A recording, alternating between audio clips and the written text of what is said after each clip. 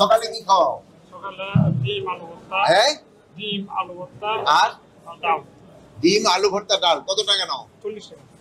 আর দুপুরে দুপুর 70 টাকা। কি দাও? খাওয়া দাওয়া কি? মুরগি আর রুই মাছ। মুরগি আর রুই মাছ। মুরগি আর দুইটা তো দাও। যেকোনো একটা খাবে, যেকোনো একটা স্যার। মুরগি 70 টাকা আর আর ডাল টাকা। কত টাকা নাও? 70 টাকা। শুধু আর রাত্রে 50 টাকা। কি খাওয়াও? মাছ, মুরগি। তো দুপুরে 70 টাকা, রাত্রে 50 টাকা কেন? ওটা বিল স্যার কম। কেন?